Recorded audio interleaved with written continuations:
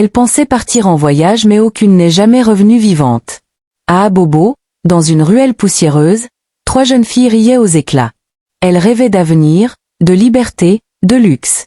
Elles s'appelaient Amina, Nadège et Yasmine. Elles étaient inséparables et au centre de ce trio, il y avait Salima, discrète, belle, ambitieuse. Elles s'étaient jurées de réussir ensemble, de quitter ce quartier, de changer leur vie, mais elles ne savaient pas que l'une d'elles prenait un chemin que les autres ne pourraient pas suivre. Quelques années plus tard, Salima vit à Dubaï. Elle porte des sacs Hermès, conduit des voitures à un demi-milliard et affiche une vie de rêve sur les réseaux. À première vue, elle incarne la réussite moderne, une success story à l'africaine. Mais ce que personne ne sait, c'est que chaque pierre de sa réussite est tachée de sang.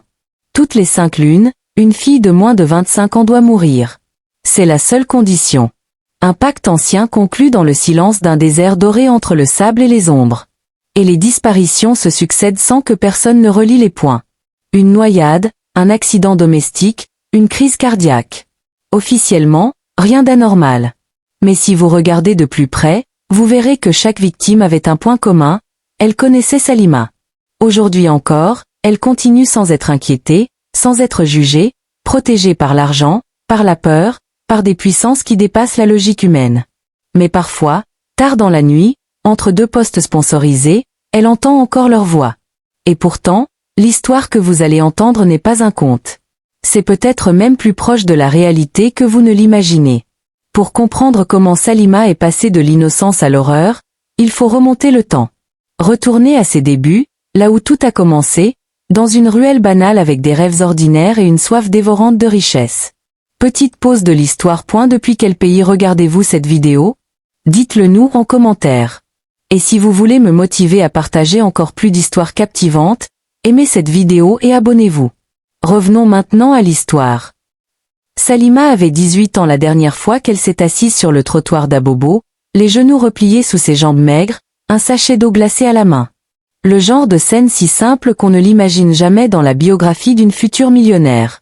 Mais Salima n'était pas comme les autres. Dans ses yeux, il y avait une forme de vide. Pas de tristesse, pas de colère, juste un gouffre comme si elle était née avec un trou à l'intérieur, un manque qu'aucune amitié ne pouvait combler. Amina, Nadège et Yasmine, ces 3 piliers, l'entouraient. Elle partageait tout, les repas, les secrets, les rêves.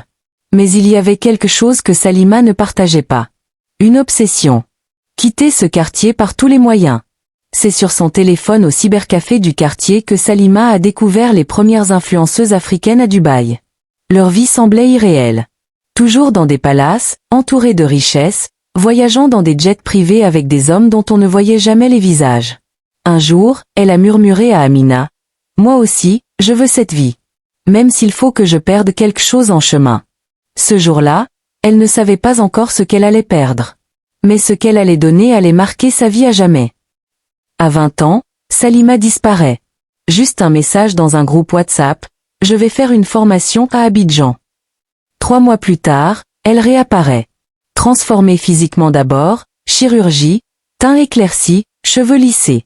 Mais ce n'est pas ce qui choque ses amis, ce sont ses yeux. Il n'y a plus de vide, il y a du feu. Elle leur dit qu'elle a trouvé des contacts à Dubaï, qu'elle doit y retourner. Et quand elle lui demande comment elle a financé tout ça, elle sourit et ne dit rien. C'est à ce moment-là que tout commence. Mais ce que personne ne sait, c'est que Salima déjà avait fait un choix, un pacte. Et ce pacte allait réclamer une première offrande très bientôt. Désert noir. Une nuit sans lune. Salima est emmenée les yeux bandés dans une voiture de luxe. Elle croit que c'est une initiation banale, mais quand elle retire le bandeau, elle se retrouve face à un homme grand, immobile, entouré de bougies. Il lui dit seulement, « Rien n'est gratuit. Si tu veux garder ce que tu as, tu dois offrir une jeune âme tous les 5 mois. La première offrande, tu dois la choisir dans ton cœur. Quelqu'un de proche, sinon le pacte échoue. » Elle ne répond pas, mais elle signe. Avec son doigt trempé dans le sang d'un coq. Le sable absorbe tout et l'esprit prend note. De retour à Abidjan, Salima est silencieuse mais l'horloge tourne, le délai approche et le choix devient insupportable. C'est Amina qu'elle choisit. Pas parce qu'elle l'aime le moins, mais parce qu'elle est la plus douce, celle que personne ne soupçonnera. Elle lui propose des vacances de rêve. Vol payé, hôtel 5 étoiles. Ce qu'Amina ne sait pas, c'est que chaque minute de ce voyage a été planifiée, pas pour son bonheur, mais pour sa mort. Elles arrivent à Dubaï. Salima sourit, l'entraîne dans des boutiques de luxe, des piscines suspendues, des soirées privées. Amina poste des stories, inconsciente. Le piège se referme. Le dernier jour, elle monte sur un yacht. Une croisière privée. Salima verse 2 verres de champagne. Elle regarde Amina puis détourne les yeux. Elle ne peut pas assister mais elle a tout préparé. Une minute d'inattention, une vague, une chute. Salima ne bouge pas. Le corps est repêché 2 heures plus tard.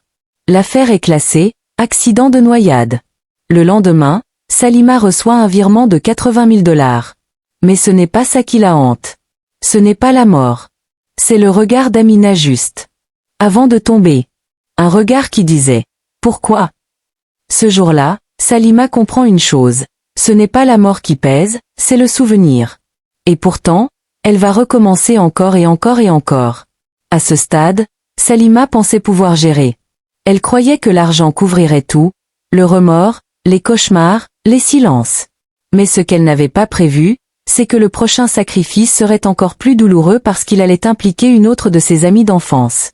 Et cette fois, ce ne serait pas une chute ni un accident. Cette fois, ce serait une mort lente et terriblement silencieuse. Salima vit désormais dans une tour. La vue donne sur la mer.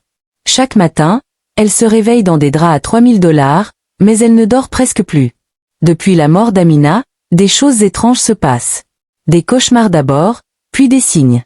Un soir, seule dans son dressing, elle entend une voix, à peine un souffle. Pourquoi ? Elle pense que c'est son imagination. Elle rit, un rire nerveux. Mais en se retournant vers son miroir, elle voit quelque chose.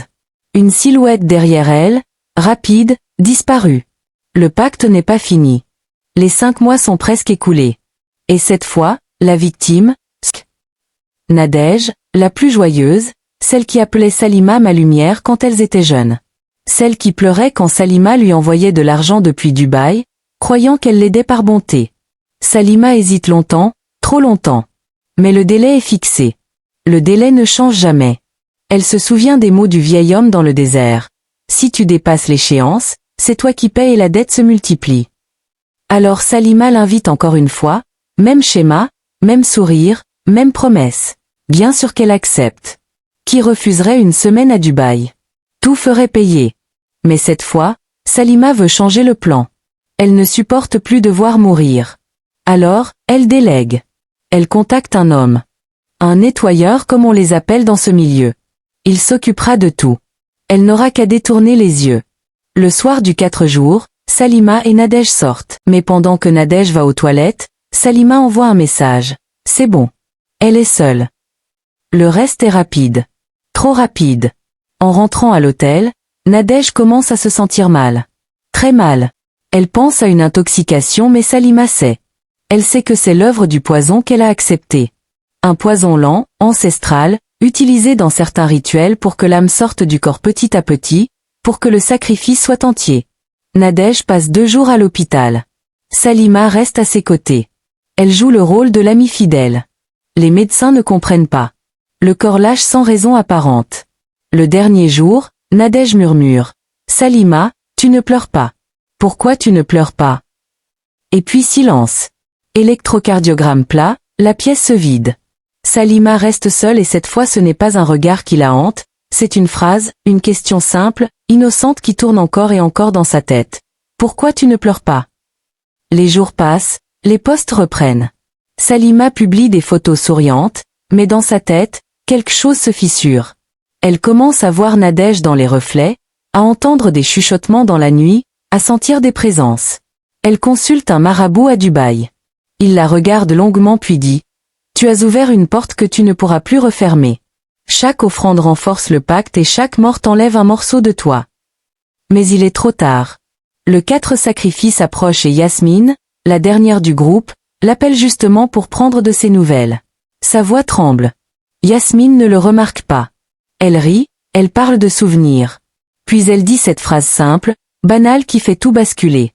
Les 6 prochains mois aussi, je viendrai te voir. À Dubaï, comme les autres. Un silence long, pesant. Et Salima répond. Oui, viens. Yasmine ne savait pas.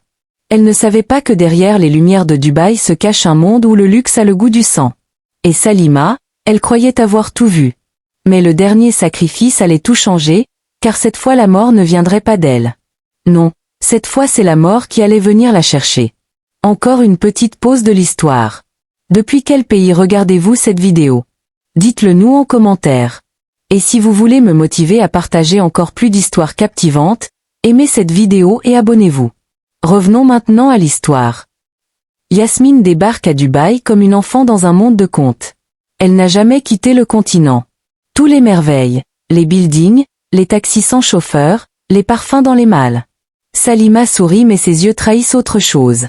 Une peur sourde, un vide. Les 5 mois sont presque écoulés et pourtant cette fois elle hésite. Pas comme avant, pas un doute, une terreur viscérale. Car depuis Nadège, les choses ont changé. Les voix sont plus claires, les ombres plus longues. Elle entend frapper à sa porte alors qu'elle est seule. Elle reçoit des appels sans numéro avec des souffles. Elle sent l'odeur de l'eau salée dans sa chambre comme si les mortes refusaient d'être oubliées. Et si elle sacrifiait Yasmine, que lui resterait-il? Et si cette fois ce n'était pas un pacte mais une condamnation? Ce que Salima ne sait pas encore, c'est que le vrai piège n'est pas pour Yasmine, il est pour elle. Elles sortent. Journée normale, apparence parfaite. Mais chaque soir, Salima repousse. Elle retarde. Elle invente, elle ment. Yasmine le sent. Quelque chose cloche. Un soir, elle ose demander. « Tu vas bien Salima? Tu as l'air absente. » Salima ne répond pas. Puis la nuit du 5 mois arrive. Exactement. Et Salima sent une pression sur sa poitrine, physique, lourde comme si quelqu'un s'asseyait sur elle. Elle se lève, transpire, ouvre les volets, rien. Mais dans le miroir, elle voit derrière elle Amina, puis Nadège. Pas de cri, pas de sang, juste un regard. Froid, immobile, c'est maintenant ton tour. Salima tente de s'enfuir. Elle court dans les couloirs, elle appelle son marabout. Pas de réponse. Elle essaie d'annuler le pacte, d'offrir autre chose, argent, bijoux, un animal. Mais les règles sont simples. Le pacte a été signé avec le sang et il ne connaît qu'un seul langage, l'âme. Le lendemain, Yasmine trouve Salima affalée dans le salon. Pâle, hystérique, elle parle seule, murmure des noms, supplie quelqu'un qu'on ne voit pas. Elle appelle un imam en urgence, mais quand celui-ci entre, il se fige. Il dit seulement.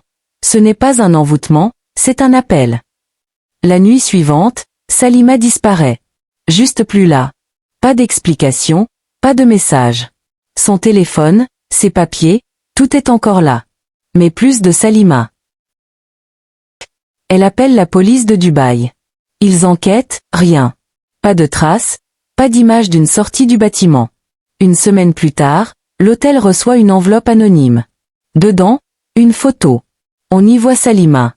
Dans le désert, les yeux ouverts, figée comme une statue. Derrière elle, 3 ombres floues et un symbole gravé dans le sable. Ce symbole était exactement le même que celui vu lors de la toute première cérémonie. Le même, sauf que cette fois, astérisque astérisque il était renversé. La photo est analysée. Aucun montage. Salima a disparu officiellement. Mais certains témoins dans les souks de Dubaï prétendent avoir vu une femme errer la nuit en silence. Elle ne parle pas. Elle ne mange pas mais elle pleure. Qu'elle pleure sans larmes. Officiellement, Salima est portée disparue. Officieusement, elle est prisonnière d'un pacte qu'elle croyait dominer. Et pendant que d'autres jeunes filles rêvent encore de gloire à Dubaï, une vérité flotte dans l'air, invisible mais omniprésente. Certains luxes se paient avec des âmes et dans ce marché-là, rien ne s'efface. Tout se récupère. Même des années plus tard. 3 ans plus tard, une nouvelle influenceuse fait parler d'elle. Elle s'appelle Zara. Stylée, discrète, charismatique, ses vidéos explosent. Sa page Instagram triple en abonnés chaque mois. Son slogan est simple, le silence attire plus que le bruit. Mais ce que personne ne sait, c'est que Zara a grandi dans le même quartier que Salima et que leur histoire se croise d'une façon bien plus sombre que ce qu'on croit. Quelques jours après la disparition de Salima, Yasmine rentre à Abidjan traumatisée. Elle ne parle plus de Dubaï, elle ne publie plus rien, mais elle garde quelque chose. Une clé USB trouvée dans les affaires de Salima. Dessus, des vidéos, des photos, des enregistrements audio et surtout une vidéo inédite. Salima devant une caméra, visage marqué, yeux rougis, elle parle. Si tu regardes ça, c'est que je ne suis plus là et que tu cherches la vérité. Elle explique tout. Le pacte, les morts, les dates, les noms et surtout elle dit une phrase qui change tout. Il y a une liste de femmes ciblées, chacune liée à une autre par le sang, l'amitié ou le secret. Et après moi viendra celle que je voulais protéger, mais que j'ai maudite sans le savoir. Zara reçoit un message anonyme, pas un texte. Une photo, celle de Salima, la même que celle envoyée à l'hôtel. Mais cette fois, la silhouette floue derrière elle est nette et c'est elle. Zara. Comment est-ce possible? Elles ne se sont jamais rencontrées. Et pourtant, Zara voit le collier autour du cou de Salima. C'est celui que sa mère portait jusqu'à sa mort il y a 15 ans. Ce n'est pas Salima qui a déclenché le pacte, c'est sa mère. Et Zara est l'héritière directe. Le vrai prix n'avait pas encore été payé. Zara se met à voir des choses, des femmes dans les reflets, des cris étouffés dans les écouteurs, des appels nocturnes avec sa propre voix. Puis une nuit, une ombre apparaît dans sa chambre. Elle ne parle pas, elle tend juste un papier. Dessus, une date et un prénom, Yasmine. Depuis son retour, Yasmine a tout changé. Nouvelle ville, nouveau nom, nouvelle vie. Mais certaines choses ne laissent jamais vraiment tranquille. Elle fait souvent le même cauchemar. Une salle vide, un miroir et Salima qui lui murmure. Tu ne m'as pas empêché alors tu dois payer. Zara décide de retrouver Yasmine. Elle pense que si elle la prévient, elle brisera le cercle. Elle vole jusqu'au Sénégal, la trouve dans un village côtier, mais en la voyant elle comprend quelque chose cloche. Yasmine ne semble pas surprise. Elle dit juste, « Je savais que tu viendrais ». Et puis elle l'invite à entrer. Une pièce sombre, des bougies, des symboles.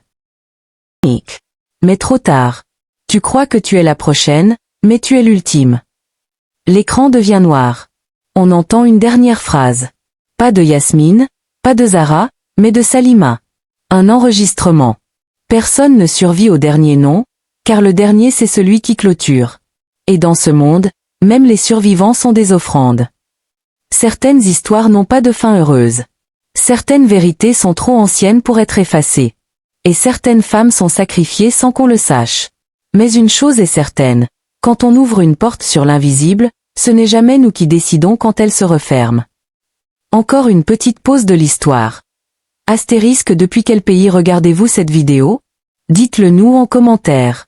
Et si vous voulez me motiver à partager encore plus d'histoires captivantes, aimez cette vidéo et abonnez-vous. Revenons maintenant à l'histoire. Zara n'est plus visible. Son compte Instagram existe encore, mais plus de stories, plus de réels, juste une publication épinglée, une citation simple écrite en blanc sur fond noir. Je ne voulais pas mais c'était déjà trop tard. Les internautes commentent. C'est une campagne de pub. Encore un fake suicide. Je pense qu'elle prépare un comeback. Mais ceux qui ont connu Salima savent. Ceux qui ont connu Yasmine se taisent et ceux qui ont approché cette liste de noms maudits disparaissent de la scène l'un après l'autre. Dans l'univers des pactes, tout est toujours prévu.